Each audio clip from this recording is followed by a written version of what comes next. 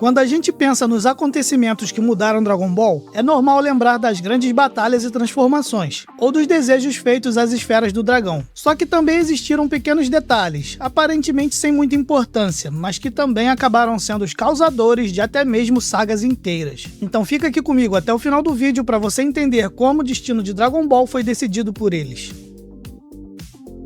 Fala comigo, pessoal, beleza? Eu sou o Diego e sejam bem-vindos de volta ao Time Verso 7. O efeito borboleta parte da ideia de que uma pequena alteração no início de uma sequência pode gerar consequências cada vez maiores conforme os acontecimentos avançam. E muitas das grandes viradas de Dragon Ball dependem desses pequenos eventos, que se tivessem acontecido de forma diferente, alterariam completamente o que veio depois. Então vamos dar uma olhada em mais alguns deles. Quando Zarbon e Vegeta finalmente se encontraram em Namekusei, Vegeta acabou levando a pior após Zarbon se transformar e mostrar seu verdadeiro poder. Zarbon acaba acreditando que Vegeta morreu, ou que pelo menos não voltaria a se meter nos assuntos de Frieza depois de ter sido derrotado. Então vai embora para reportar tudo a Frieza. Chegando lá, eles descobrem que Vegeta já tinha atacado uma vila e provavelmente tinha conseguido uma esfera do dragão. Então Frieza manda Zarbon rezar para que Vegeta não tivesse morto e o trazer até a nave. Zarbon encontra Vegeta gravemente ferido e se rastejando, então o leva até a nave de Frieza para se recuperar e posteriormente o interrogar. Apu diz a Zarbon que levaria pelo menos uns 30 minutos para Vegeta ao menos recobrar a consciência. Só que assim que Zarbon sai da sala, Vegeta abre os olhos e ataca o Apu, destruindo a máquina de recuperação no processo e dizendo que eles subestimaram sua capacidade de recuperação. Depois, Vegeta engana Zarbon e Frieza e escapa dali roubando as 5 esferas do dragão que eles tinham reunido. Essa sequência foi uma jogada inteligente de Vegeta, mas no final parece que não valeu de muita coisa, já que as esferas foram tomadas de volta mais à frente pelas forças especiais Ginyu. Só que a pequena ação que teve uma enorme consequência não foi Vegeta roubar as esferas naquele momento, e sim Vegeta ter destruído a máquina de cura. Muitos capítulos depois, quando Goku precisa se recuperar dos seus ferimentos, Vegeta também o coloca em uma máquina de cura e diz que aquela era de um modelo antigo, já que ele infelizmente tinha destruído a mais nova, implicando que a mais nova era mais eficiente e curaria mais rápido. Quando Kuririn pergunta quanto tempo Goku demoraria para se curar, Vegeta diz que, sendo Goku, levaria uns 40 ou 50 minutos. Ou seja, muito mais tempo do que na máquina que foi destruída, que recuperou Vegeta completamente em muito menos do que os 30 minutos esperados.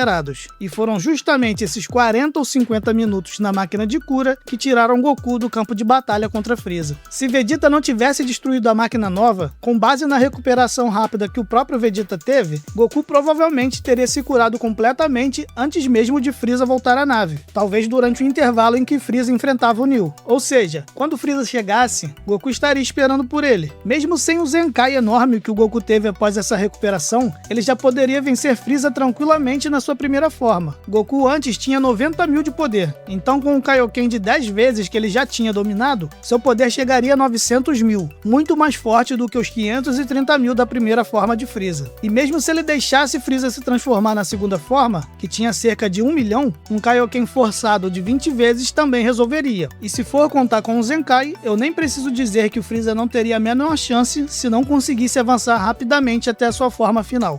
Dependendo de como o Goku resolvesse agir, o impacto emocional do final da saga poderia ser completamente diferente. Em vez do desespero dos Guerreiros Z com as formas de Frieza e o seu poder que parecia invencível, a gente veria um desespero desde o primeiro momento, mas o do Frieza. Talvez Gohan, Kuririn e Piccolo nem precisassem lutar. Talvez Vegeta não tivesse seu orgulho despedaçado e morresse. Talvez nem mesmo Kuririn morresse. E sem a morte de Kuririn, Goku não despertaria o Super Saiyajin em Namekusei. E sem o Super Saiyajin, eu nem preciso dizer que os desdobramentos seriam completamente diferentes do que vimos na saga Frieza e no resto da história. A destruição da máquina por parte de Vegeta, uma ação que não parecia tão relevante assim naquele momento, foi determinante para todo o resto da história de Dragon Ball.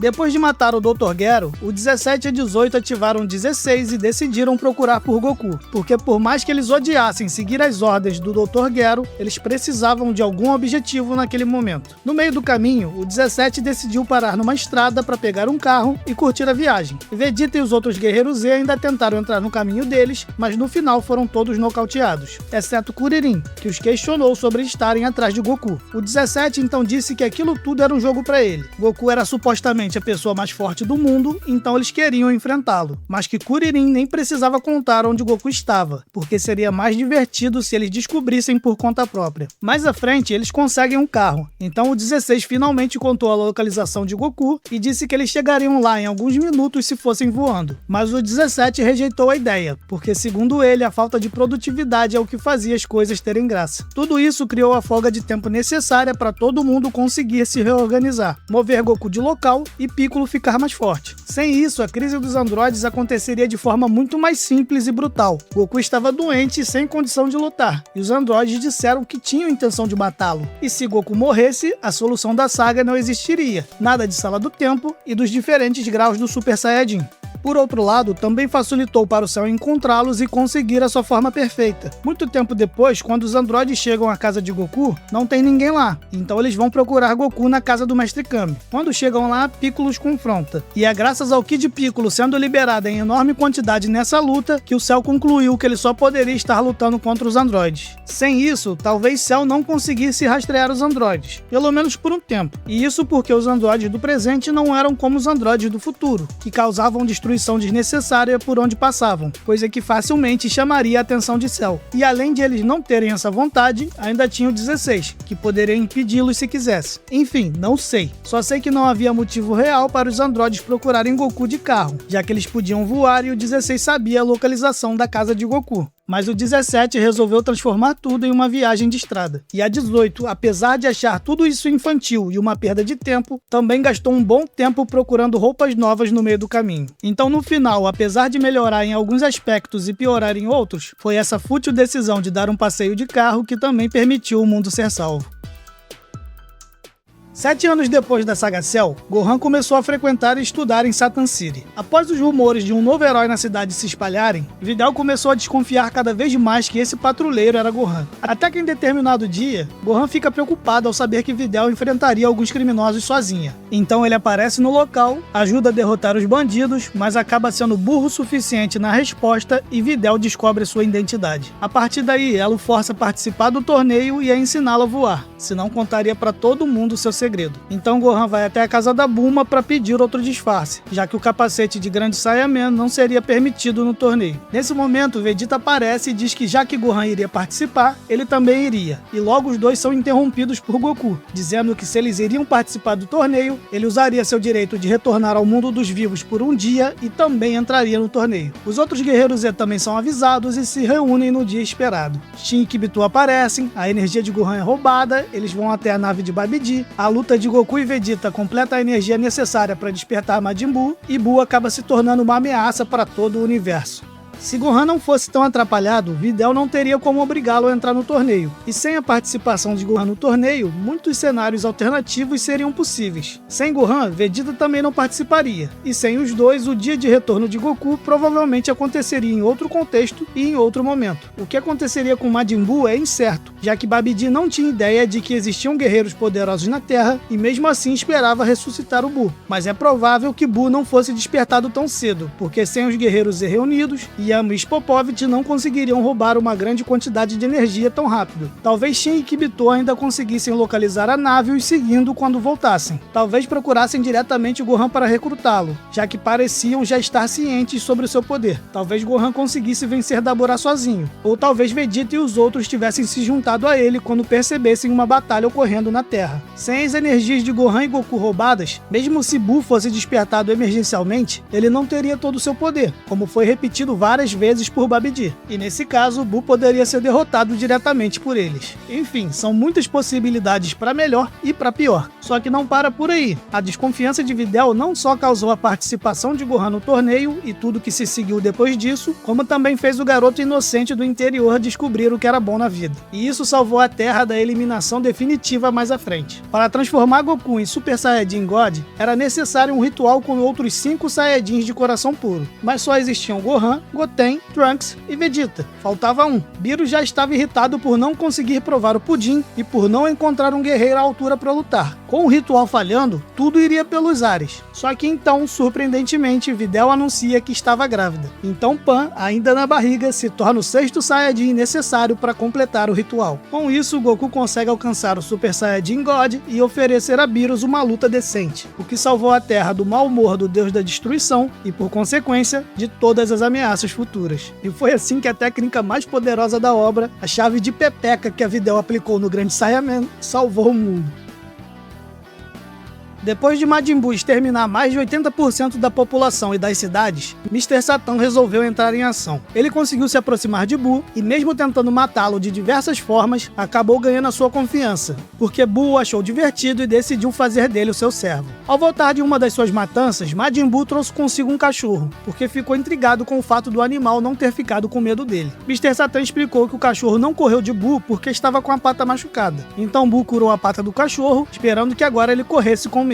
Só que o bicho ficou agradecido e começou a brincar com Buu. E a partir dessa relação com o Mr. Satan e o cachorro, Majin Buu começou a entender o que significava gostar de alguém. Naquele clima mais leve, Mr. Satan perguntou ao Buu por que ele matava as pessoas e destruía cidades. E Buu explicou que era porque achava divertido e que foi assim que Bibidi e Babidi tinham o ensinado a brincar. Então Mr. Satan disse que ele não devia escutar pessoas como eles e que não achava certo continuar fazendo isso. Buu perguntou se Mr. Satan realmente achava ruim fazer aquilo e Mr. Satan disse que sim. Então Buu prometeu que não faria mais. E com isso, até Dendê começou a se convencer de que eles poderiam resolver as coisas sem precisarem lutar. A Terra ficaria salva.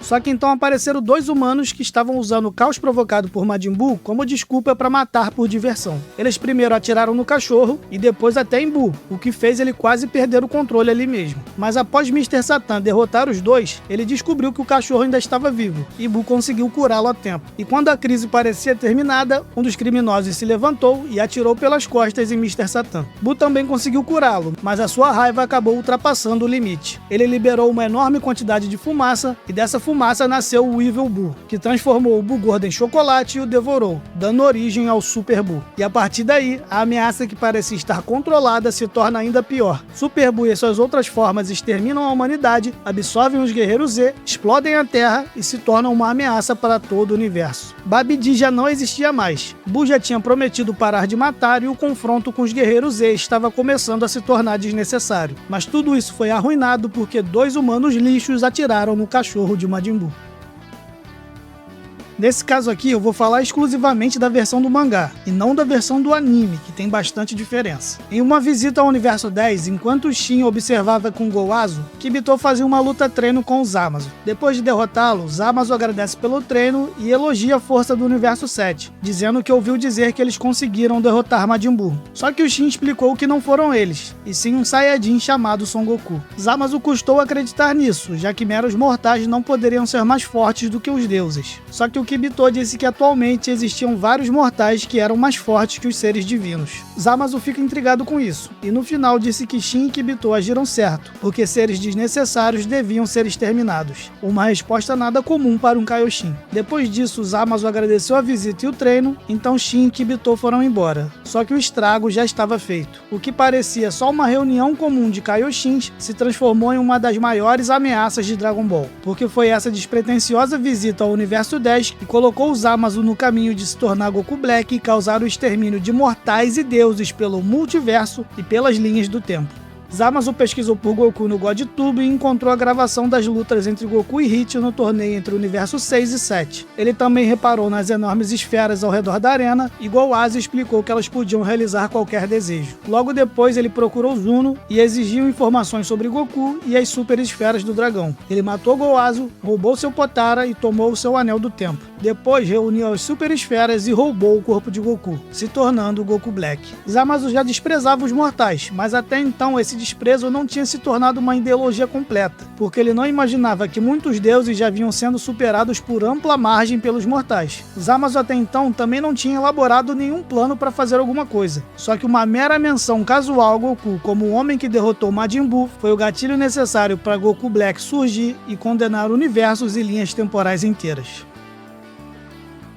Mas agora eu quero saber de você. O que você pensa sobre tudo isso? Comente aqui embaixo a sua opinião. Esse vídeo foi uma parte 2. Se você gostou do tema, aqui na tela vão aparecer a parte 1 e no futuro a parte 3. Mas isso se vocês ajudarem esse vídeo a bater a meta de 5.000 likes, porque assim eu sei que vocês ainda têm interesse nesse tipo de assunto. O meu agradecimento a todos os membros do canal pelo forte apoio. Se você gosta do meu trabalho, eu queria te convidar a se tornar membro também. Além de ter acesso antecipado aos vídeos, você me ajuda a continuar a minha jornada aqui no YouTube, tentando produzir bons vídeos para a comunidade. Eu sou o Diego e te vejo no próximo vídeo aqui no Timeverso 7.